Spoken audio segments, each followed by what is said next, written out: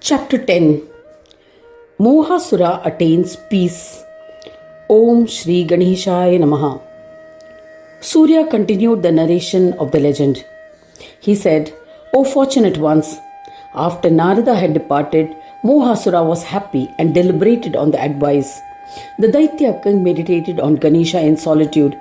He comprehended the glory of Mahodara and was overjoyed. He approached Shukracharya and narrated the events. He recounted the advice offered by Narada. O Brahmins, Shukracharya offered the same advice. When he returned home, his moha had been destroyed. He on his own was drawn towards Ganesha. At such a moment, Ganaraja delegated Vishnu to discuss compromise. Vishnu met Mohasura. The valiant Mohasura received him with reverence, seated him with respect, and then performed his puja. He asked Mahavishnu, O Lord, why have you arrived? I shall definitely fulfill your wishes. Vishnu replied, I have accompanied Mahodara, Devas and Munis who are eager to establish Dharma in this world. O Asura, they have delegated me. O fortunate one, O Daitya king, you are blessed. He has sent me to find a peaceful solution. He desires friendship with you.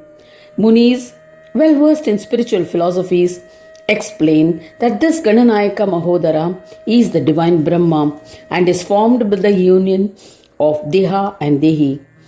He resides in the interior of all and experiences pleasures.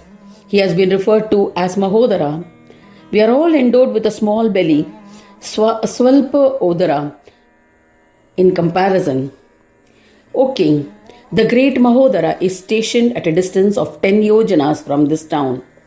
He is accompanied by Devas and Brahmins who are his admirers. He has sent me a message. I shall convey it to you.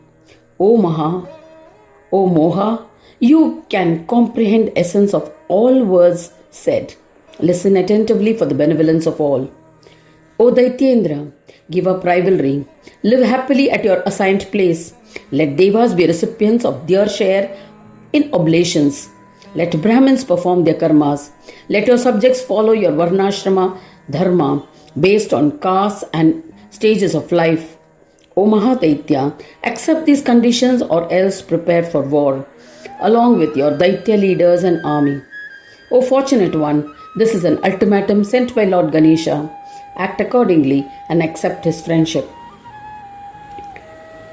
Ravi continued the narration of the legend to Valakilya Rishis. He said that the sincere appeal and benevolent words said by Vishnu delighted the mighty Mohasura. He replied, O Vishnu, your advice is appropriate and in my interest. I respect the wishes of the Lord and shall do as told. Saying this, he immediately summoned the Daitya leaders. He presented the proposal conveyed by Vishnu. Daitya leaders were terrified, panicked and fled to Patal. O Brahmins, thereafter with Shukracharya, the mighty Mohasura accompanied Vishnu and surrendered to Mahodara, Ganesha. Mohasura went to the assembly of Mahodara.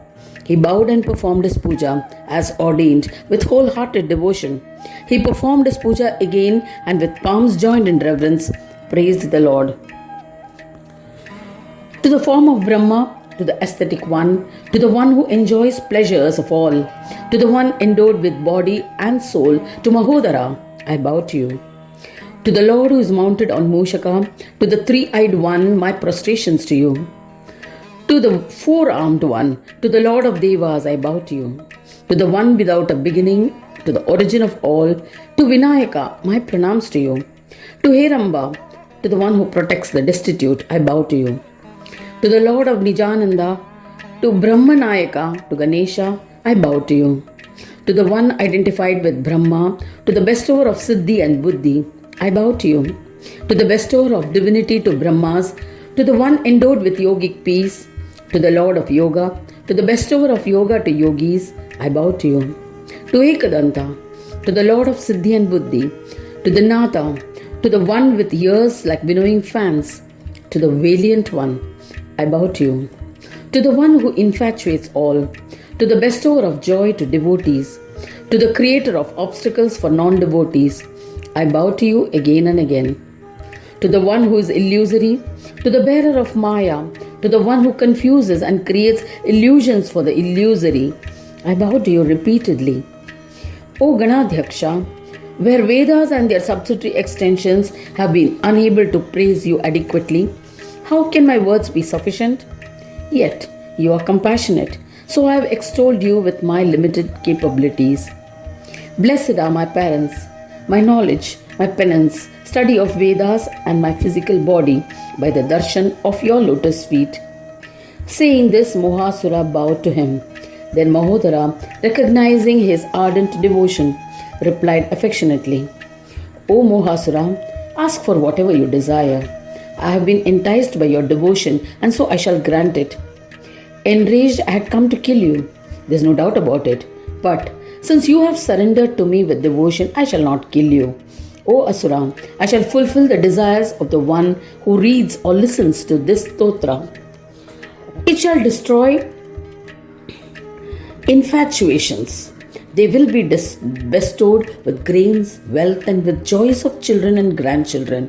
It will grant enjoyments and liberation. Mohasura was delighted on having received these blessings. He joined his palms in reverence and said, O Lord Mahodara, my salutations to you. If you wish to grant a boon, grant me steadfast devotion at your holy lotus feet. Let me benefit from friendship of your devotees. Grant me a place to live. Decide my source of livelihood and other details, O Lord of Devas. I shall live there without complaints. Listening to these demands of Mohasura, Mahodara was content and pleased. He said, O intellectual one, I grant you steadfast devotion towards me. You will enjoy the friendship of my devotees. If I am not remembered or worshipped at the commencement of any work or learning, you will be the beneficiary of fruits of their karmas. O Daitya king, continue to stay where you are. Do not infatuate the ones who are reverentially observing their dharma. Continue to sing my bhajans. The story of Mohasura is a psychological presentation of the human life. Moha means excessive attachment. A man easily gets intoxicated by wealth, sex, and other enjoyments. Hence it is stated that Moha married Mandira, drunkenness, daughter of Pramadasura, the more intoxicated one. This couple had 5 sons, namely Ugra, Krura, Medhavi, Sochana, and Harina. Their names meant ferocious, cruel, intoxicating, grief, and theft. They all live in a town named Vishayavasaka, a town of enjoyment. How can this excessive greed and corruption be controlled? Answer is obviously by an enlightened and liberal leader or ruler, which is Mahodara. Mohasura agreed and returned to his place. He lived there in peace. Thus ends the 10th chapter titled Mohasura Attains Peace in the 3rd Khand of the Puran Upanishad Srimad Mudgal Puran, describing the legends of Mahodara. Dedicated to Sri Gajanana. End of chapter 10.